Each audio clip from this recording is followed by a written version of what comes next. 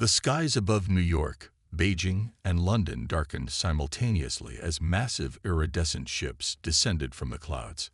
Panic gripped the streets, but the extraterrestrial vessels made no hostile moves. Instead, they hovered silently, their hulls shimmering with colors unknown to the human eye. Dr. Samantha Chen, lead xenobiologist at NASA, watched the live feed from her lab in Houston, her heart racing. "This is it," she whispered to her colleague, Dr. James Okonkwo. "Everything we've prepared for." Within hours, the aliens had made contact. They called themselves the Zorak, a highly advanced civilization from a distant galaxy. Their spokesperson, a tall, willowy being with silver skin and eyes like swirling galaxies, addressed the United Nations General Assembly. "People of Earth," the alien's melodious voice resonated through the chamber, translated in real time by a device that seemed no larger than a pin. "We come in peace, offering protection and guidance to your young species." The assembly hall erupted in a mixture of awe and skepticism. World leaders peppered the Zorak ambassador with questions about their intentions, their technology, and the state of the galaxy at large. As the days passed, the Zorak demonstrated their technological prowess. They cured several forms of cancer with a simple handheld device, showed off anti-gravity technology that revolutionized transportation overnight, and presented plans for clean energy that could power the entire planet. Most of humanity was ecstatic. The promise of a disease-free, technologically advanced future was intoxicating. But Dr. Chen couldn't shake a nagging feeling of unease. "It doesn't add up," she confided to Dr. Okonkwo late one night in the lab. "Why would such an advanced species travel light years just to help us? And have you noticed how they avoid certain questions about their own planet and society?" James nodded, his brow furrowed. "I've been running analyses on their language patterns. There are inconsistencies, almost as if they're hiding something behind their flowery words." As world governments eagerly negotiated terms of the protection treaty with the Zorak, Samantha and James formed a covert team of scientists, linguists, and data analysts to dig deeper into the aliens' true nature and intentions. Meanwhile, the Zorak ambassador, Ziller, met with the U.S. President in the Oval Office. "Your people have such potential," Ziller said, its voice a soothing melody. "Yet you are vulnerable. The galaxy is vast and not always kind to emerging civilizations. Our protection will ensure your safe development." The president, a seasoned politician, tried to mask her suspicion. "And what do you ask in return for this generous offer?" Ziller's eyes shimmered. "Merely access to some of your planet's abundant resources. Minerals your people have yet to fully utilize. A fair exchange, wouldn't you agree?" As the negotiations continued on the world stage, Samantha's team made a breakthrough. Dr. Yuki Tanaka, a quantum physicist, burst into the lab, clutching a tablet. "You need to see this," she gasped. The team huddled around the screen.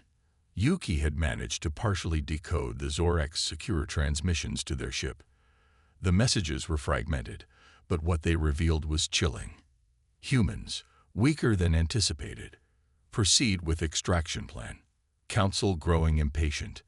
James's face paled. Extraction plan. What are they really after? Samantha's mind raced. We need more information, and we need to warn the government before they sign that treaty. But as they soon discovered, getting anyone to listen was nearly impossible.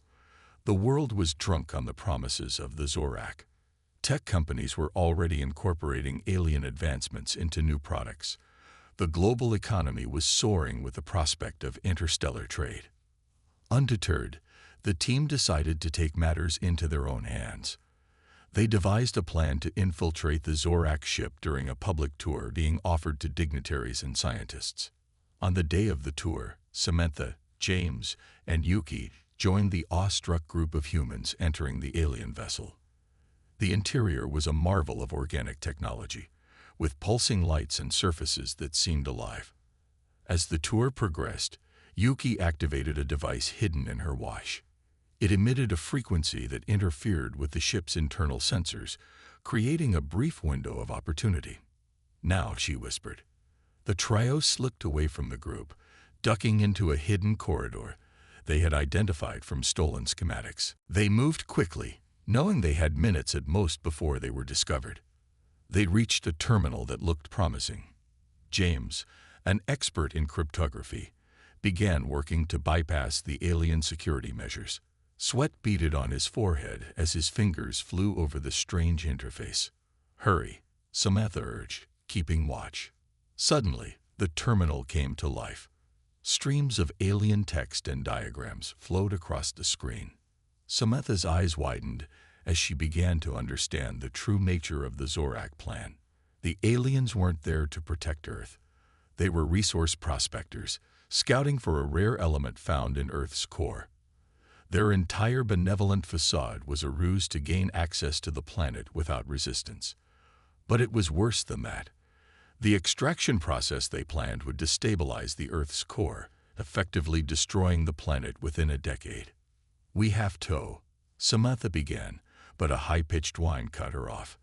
They turned to see 3 Zorak security officers blocking their exit, weapons raised. "Step away from the terminal," one of them said, its melodious voice now tinged with menace. In that moment, something unexpected happened. As the aliens approached, Samantha felt a strange sensation in her mind. Suddenly, she could sense the Zorak's thoughts, their intentions, their very essence. Without understanding how, she projected a burst of mental energy towards the aliens. They staggered, clearly disoriented.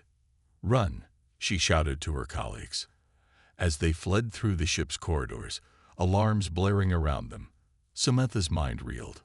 What had just happened? How had she done that? They barely managed to escape, blending in with the panicked tour group being evacuated due to a technical malfunction. As they caught their breath outside the ship, Yuki looked at Samantha with a mixture of awe and fear. "What did you do in there?" she asked. Samantha shook her head, still processing. "I don't know. It was like I could feel their minds. And somehow I pushed back." James's eyes lit up with realization. The inconsistencies in their language, the way they seemed to communicate so easily with us despite being aliens. "Samantha, what if humans have latent psychic abilities that the Zorak were trying to exploit?" Before they could discuss further, they noticed the Zorak ships above were becoming more active. Something had clearly changed. "They know we know," Samantha said grimly. "We need to get this information to someone who can act on it. Fast." As they rushed towards the government district, the sky lit up with energy discharges.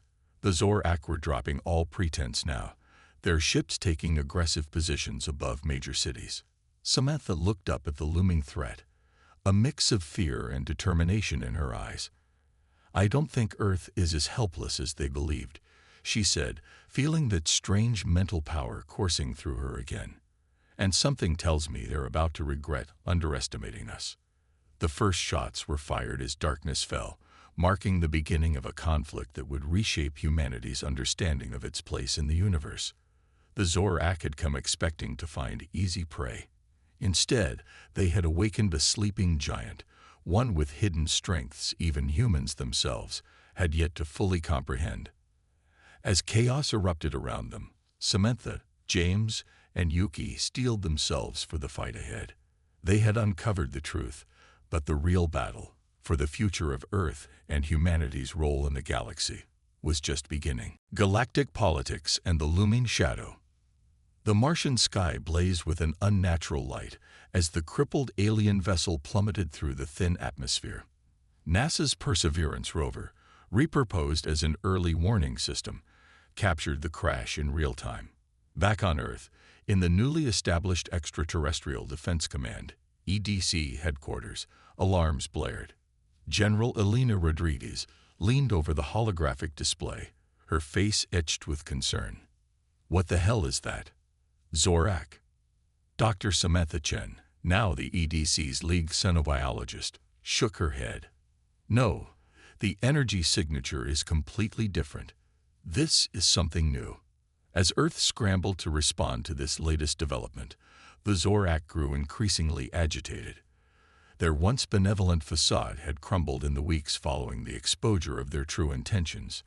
Now they found themselves in an uneasy stalemate with a humanity that had revealed unexpected strengths. Zalar, the former ambassador now effectively a hostage, was brought before the United Nations Security Council. Its silver skin had lost its luster, and its galaxy-like eyes swirled with anxiety. "You must allow us to investigate the crash," Zyler pleaded, "if it is what we fear." U.S. Secretary of State Adebayo Okafor leaned forward. "And what exactly do you fear, Zyler? It's time for full disclosure." Before Zyler could respond, a commotion erupted outside the chamber. Dr. James Okonkwo burst in, ignoring the protestations of security guards. "Madam Secretary, you need to see this."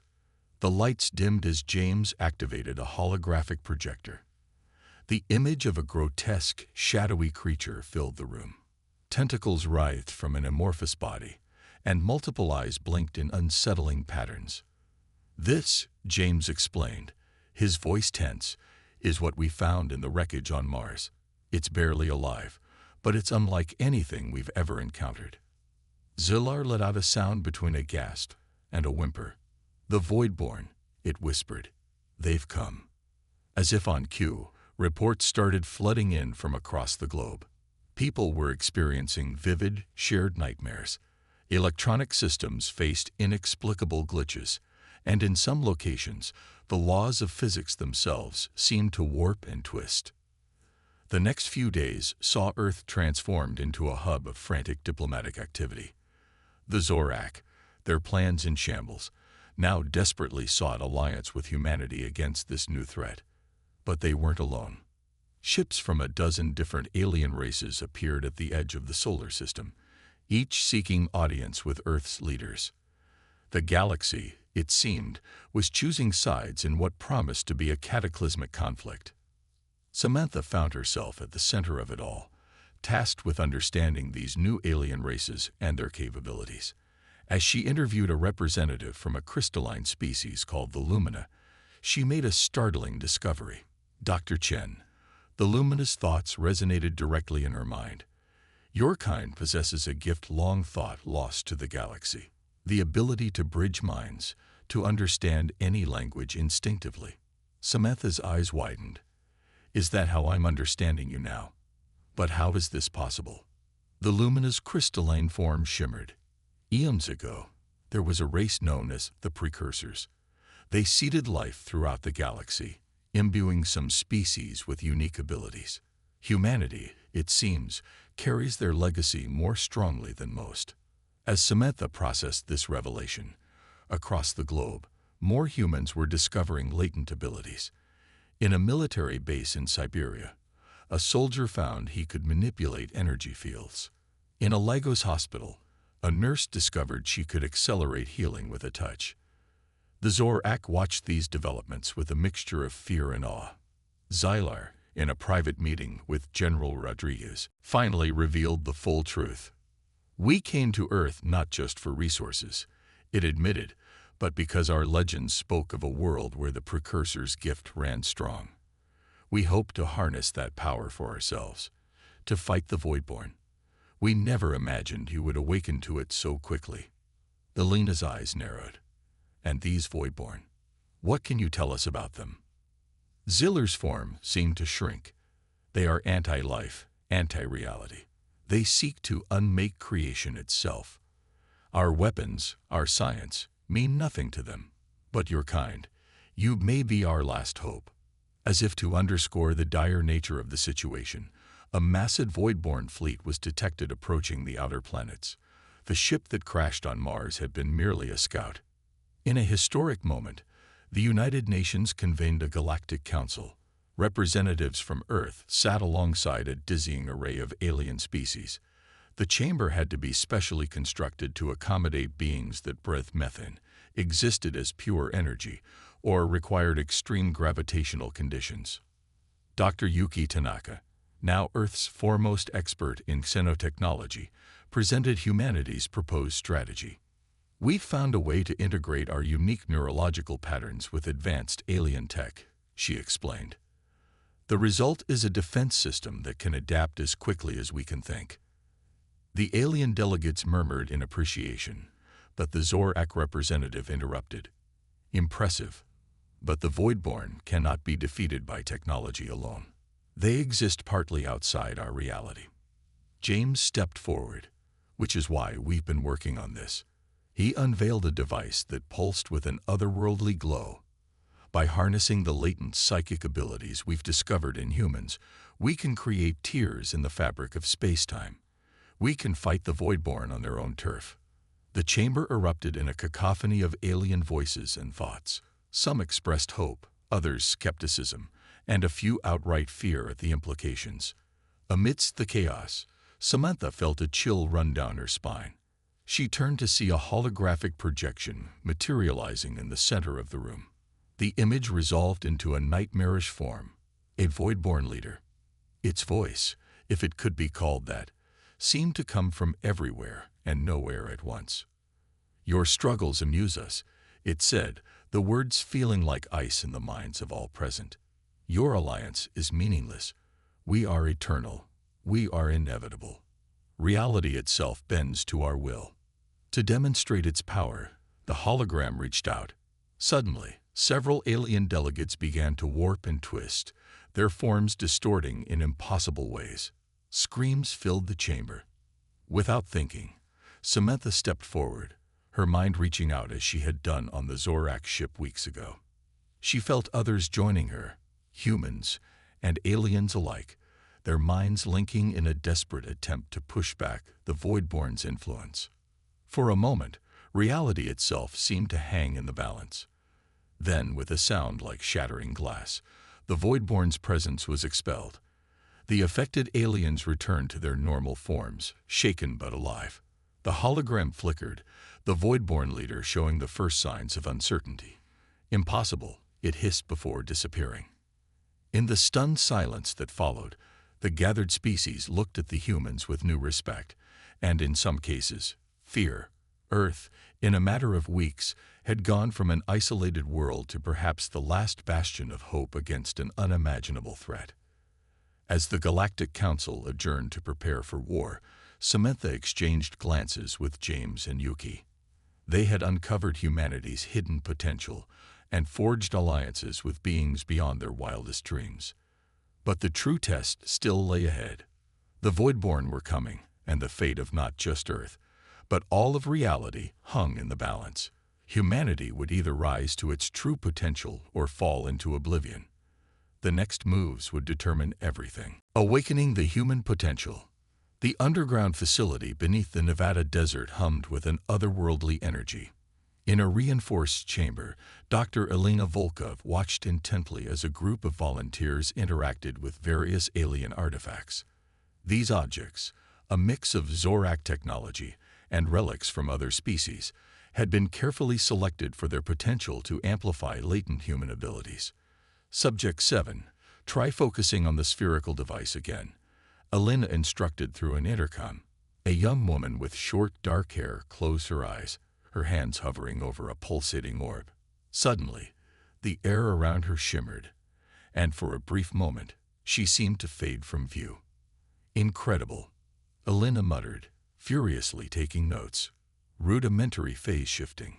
Across the room, a man in his 40s let out a startled cry. The metallic bands around his wrists were glowing, and objects around him began to float. "Dr. Volkov," he called out, a mix of fear and excitement in his voice. "I think I've got it this time." As the artifacts continued to unlock hidden potential in the test subjects, alarms suddenly blared throughout the facility. Elena's comlink crackled to life. "Dr. Volkov, we need you in command immediately," came the urgent voice of General Rodriguez. Leaving her assistant in charge, Elena rushed to the command center. The scene that greeted her was one of controlled chaos. Holographic displays showed multiple incursions across the globe. Voidborn scout ships testing Earth's defenses. "Status report," Elena demanded, falling into her role as head of the Human Enhancement Division. General Rodriguez's face was grim. "They're probing our weaknesses, Doctor. Traditional weapons are barely slowing them down. We need your enhanced individuals deployed ASAP." Elena hesitated. "General, they're not ready. We've made incredible progress, but we're out of time." Rodriguez cut her off. "It's now or never." Within hours, the first wave of enhanced humans was dispatched to hot zones around the world.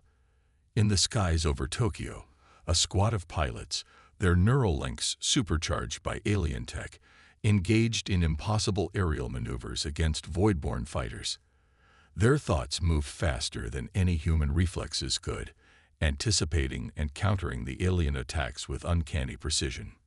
Meanwhile, in the streets of Sao Paulo, a team of enhanced ground troops faced off against towering Voidborn foot soldiers. Private Maria Santos, her eyes glowing with an inner fire, unleashed blasts of pure energy from her palms, searing through the otherworldly flesh of the invaders. But it wasn't just military personnel on the front lines. In a research lab in New Delhi, Dr. Arjun Patel worked feverishly to integrate human intuition with alien AI systems. His mind, expanded by exposure to lumina crystals, processed information at an unprecedented rate. Holographic interfaces danced around him as he engineered defenses that adapted in real time to the Voidborn's ever-changing tactics.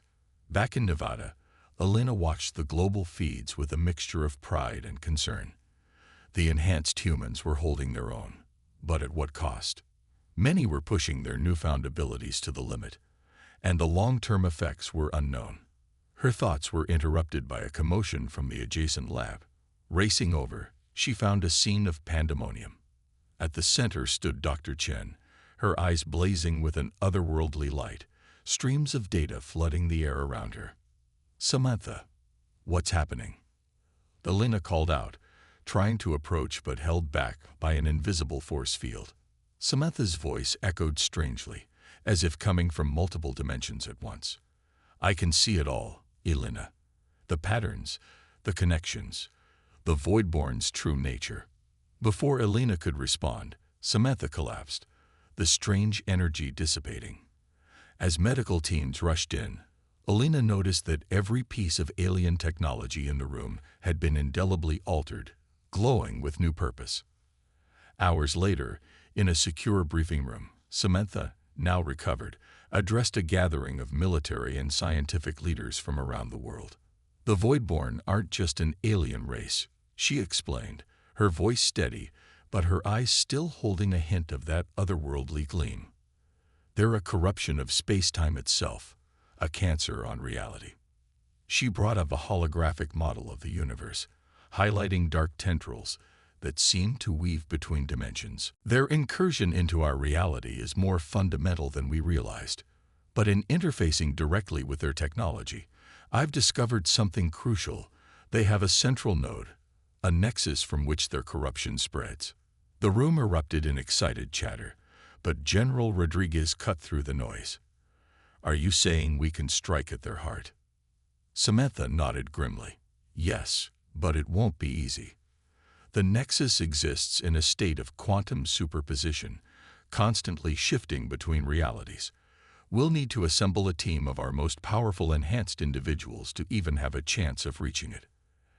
As plans were set in motion for this crucial mission, other developments were unfolding across the globe. In a sealed chamber beneath CE Arnon, Dr. Yuki Tanaka made a breakthrough in quantum entanglement, finding a way to instantaneously communicate across vast distances, a tool that would prove invaluable in coordinating Earth's defenses. Meanwhile, in the rainforests of Brazil, a group of enhanced individuals with heightened empathic abilities made first contact with a hidden ecosystem of sentient plants.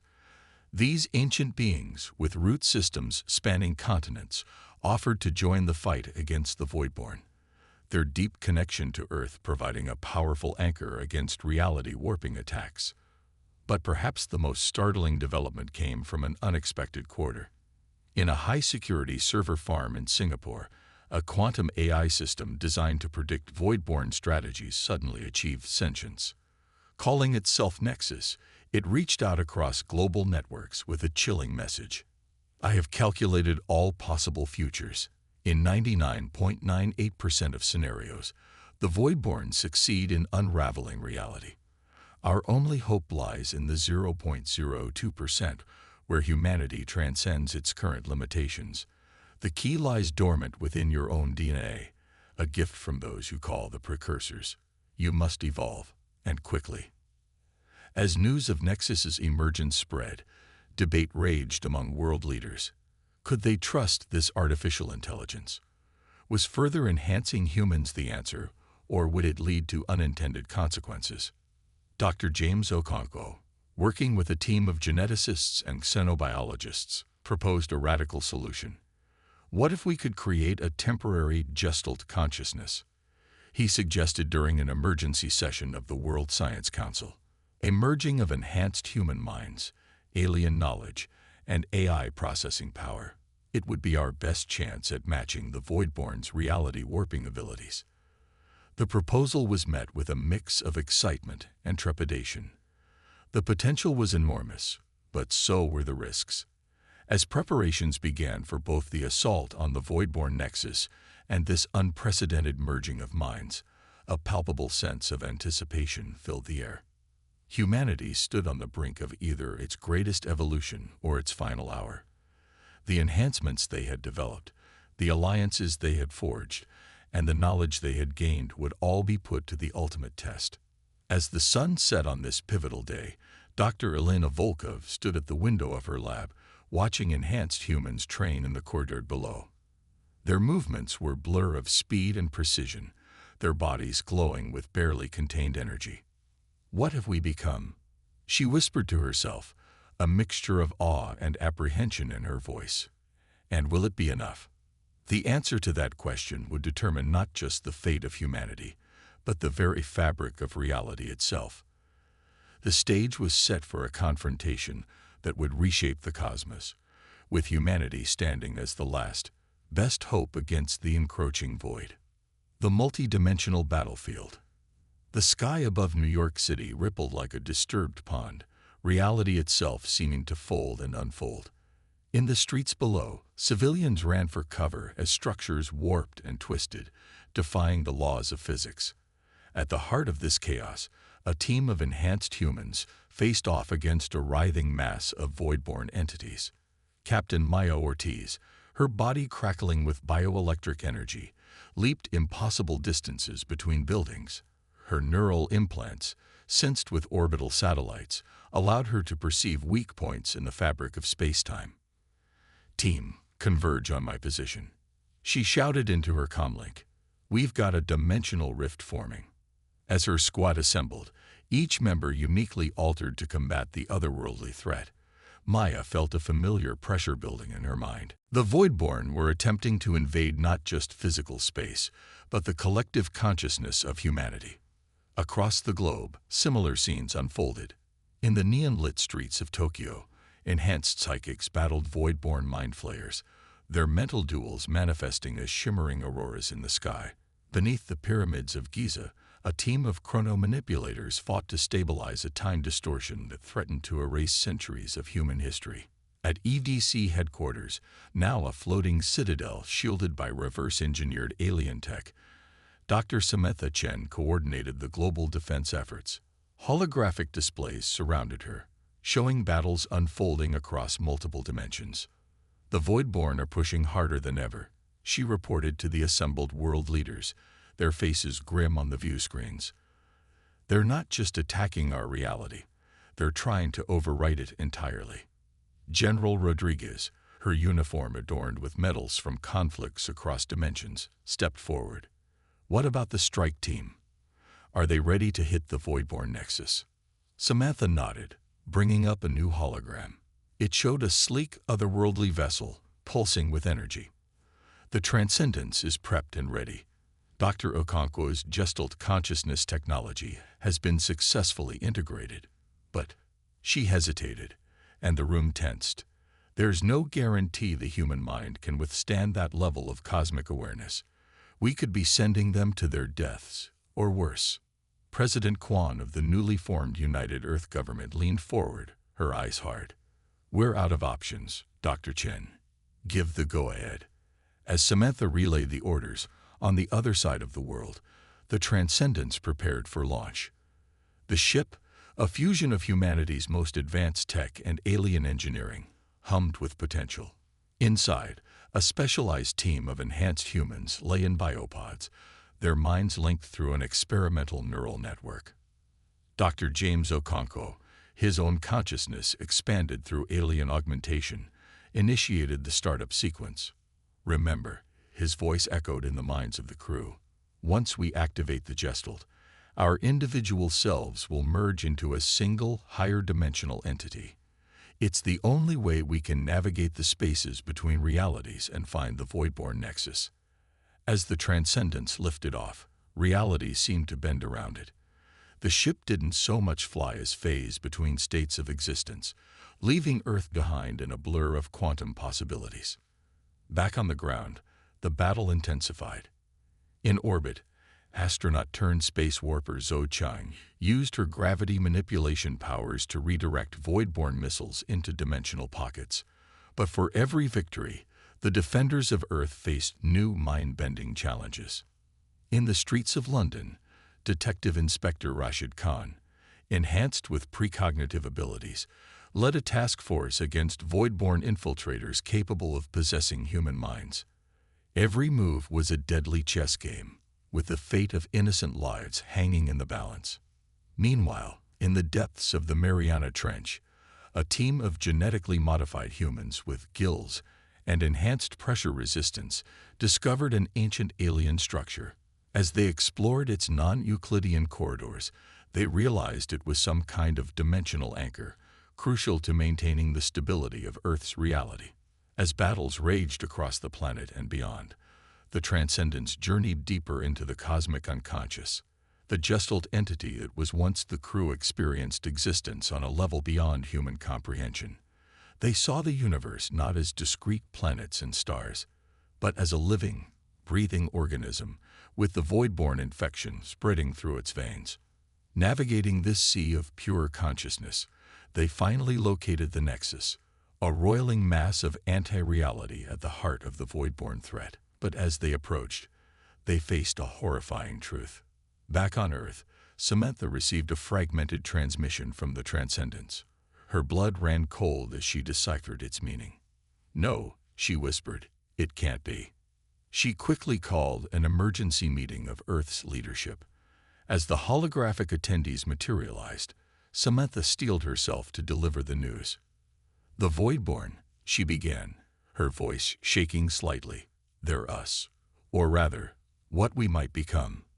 The room erupted in confusion and disbelief.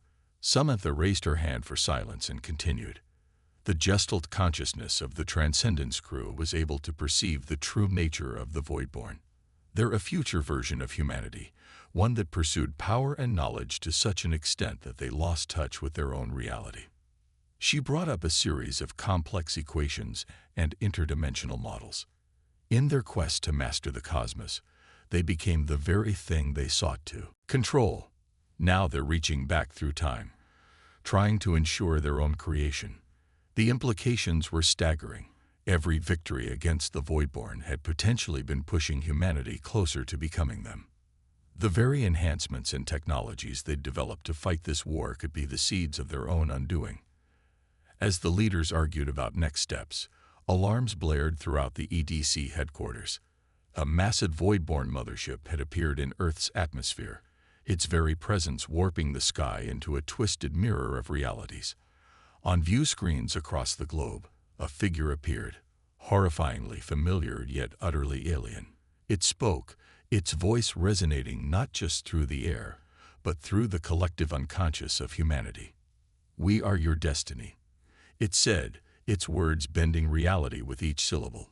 "Embrace the void and transcend your limited existence." Millions watched in terror as the mothership began to activate a device of impossible proportions.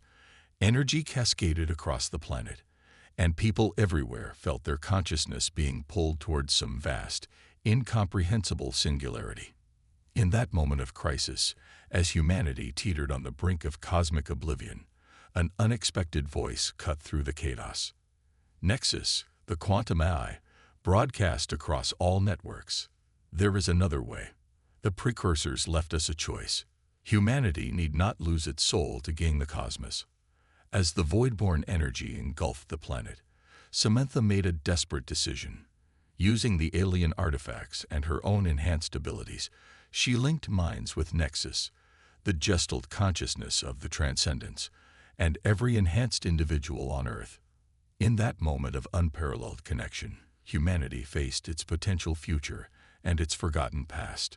The knowledge of the precursors, dormant in their genes, awakened. They saw the path that led to becoming the Voidborn, but also glimpsed an alternative, a way to transcend their limitations without sacrificing their humanity. As one, they pushed back against the Voidborn influence. The mothership above shuddered, reality fluctuating around it. For a breathless moment, the fate of not just Earth, but all possible human futures hung in the balance. The choice they would make in the next instant would determine everything. Would humanity resist its dark destiny, or succumb to the allure of the void? The final battle for the soul of the species had begun, waged not just across space and time, but within the very essence of what it meant to be human. Rewriting the cosmos held its breath. In that singular moment of choice, with humanity's collective consciousness linked across time and space, the very fabric of reality trembled. Samantha Chen, her mind expanded beyond mortal limits, stood at the crossroads of human destiny. Through her, the combined will of humanity faced the Voidborn, their dark reflection, their potential future. We reject this path, Samantha's voice echoed across dimensions, carrying the resolve of billions. We choose to evolve without losing our essence, to transcend without sacrificing our humanity. The Voidborn entity recoiled, its form flickering between monstrous and human. You cannot deny your destiny, it hissed, its words warping reality. The power we offer is inevitable. But in that moment, something miraculous happened. The dormant precursor knowledge within human DNA, awakened by this unprecedented joining of minds, blossomed into full understanding. Humanity saw not just the path that led to becoming the Voidborn, but countless other possibilities, futures where they grew in power and wisdom without losing their compassion and identity. Dr. James Okonkwo, his consciousness spread across the Gestalt network, realized the truth. The precursors didn't just seed us with potential. His thoughts resonated through the collective. They gave us the ultimate choice to shape our own cosmic destiny. With this realization, the tide began to turn. Enhanced humans across the globe, linked in purpose, began to instinctively manipulate the quantum foam of reality itself. The Voidborn mothership above Earth shuddered, caught in a web of reshaped probabilities. In New York, Captain Maya Ortiz led her team in a reality-bending assault on a Voidborn stronghold. As they fought, they didn't just defeat their enemies, they rewrote their very existence, offering the twisted creatures a path back to humanity. Beneath the Pacific, the team at the alien structure in the Mariana Trench activated the dimensional anchor, sending ripples of stabilizing energy throughout Earth's reality. The non-Euclidean corridors straightened, aligning with a new human-shaped universe. In orbit, Zhou Chang's space warping abilities expanded exponentially. With a thought, she created a shield around Earth, not just deflecting Voidborn attacks, but transforming them into bursts of creative energy that rained down on the planet. As the battle raged on multiple fronts, the Transcendence crew, their gestalt consciousness spanning realities, finally understood their true mission. They weren't meant to destroy the Voidborn nexus, but to heal it. Pushing their combined abilities to the limit, they reached into the heart of the Voidborn infection. There, in a space beyond space, they confronted the original human consciousness that had first strayed from the path, the genesis of the Voidborn. "We forgive you," they communicated, their empathy transcending time and space, "and we offer you a way back." For a moment that stretched into eternity, the fate of all realities hung in the balance. Then, slowly, the Voidborn began to change. The corruption that had twisted them began to unravel cosmic strings of malevolent energy, transforming into threads of pure creative potential. Back on Earth, the effects were immediate and awe-inspiring. The invading Voidborn forces didn't disappear. They transformed. Monstrous forms shifted and flowed, becoming dazzling beams of light and possibility. The very air hummed with the energy of rebirth and reconciliation. Samantha, still linked to the global consciousness, felt the change rippling through the cosmos. Tears streamed down her face as she witnessed the healing of not just her reality, but countless others touched by the Voidborn's corruption. As the transformation swept across Earth and beyond, ancient precursor sites hidden around the globe activated. Pyramids, stone circles, and structures long thought to be natural formations revealed themselves as nodes in a planet-wide network of cosmic tuning forks, realigning Earth with the harmonies of a healed universe. In the EDC headquarters, now floating serenely above a transformed battlefield, world leaders watched in awe as holographic displays showed the wave of change sweeping across the galaxy. President Kwan, her voice filled with wonder, turned to General Rodriguez. I think we've won.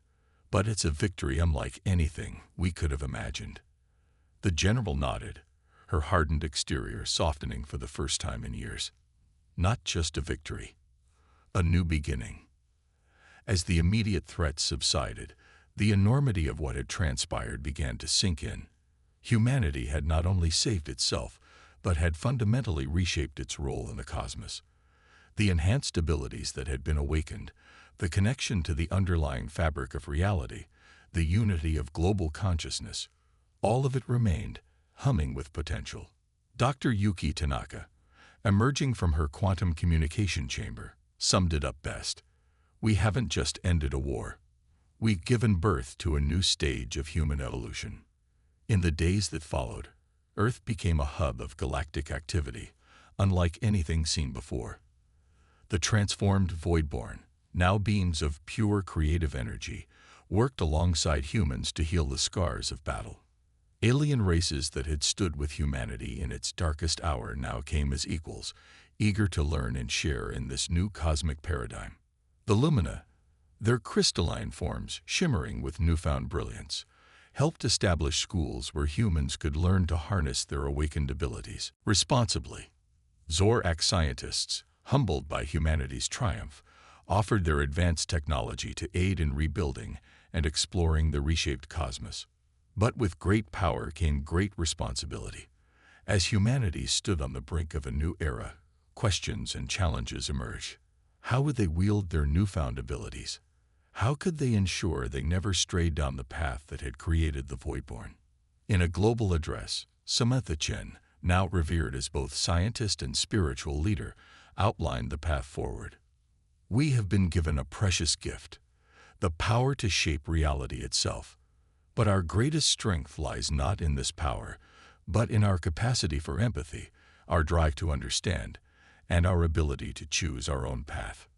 She paused, her eyes reflecting the starry expanse visible through the station's windows. The precursors didn't just give us power, they gave us a choice. And we must make that choice anew every day, in every action, to create a future that honors the best of what humanity can be. As her words resonated across the globe and beyond, humans everywhere felt a sense of purpose and connection, unlike anything in their history. The age of isolation and fear was over. A new chapter in cosmic history had begun, with humanity and its allies as the authors. In orbit, the Transcendents prepared for its next journey, not to fight a war, but to explore the countless realities now open to them, to learn, to grow, and to help heal the scars left by eons of cosmic conflict. As the ship shimmered and phased, embarking on humanity's greatest adventure yet, Dr. James Okonkwo smiled at his crew. "Remember," he said, his words carrying the weight of their shared experience, "our greatest strength isn't our power to reshape reality. It's our power to imagine new and better realities. Now, let's go make them real. With that, the transcendence disappeared into a sea of infinite possibilities, humanity's newfound cosmic role unfolding with every passing moment. The universe, reshaped by compassion and choice, pulsed with the potential of a fresh start, a symphony of realities where the power to create and explore went hand in hand with the wisdom to do so responsibly.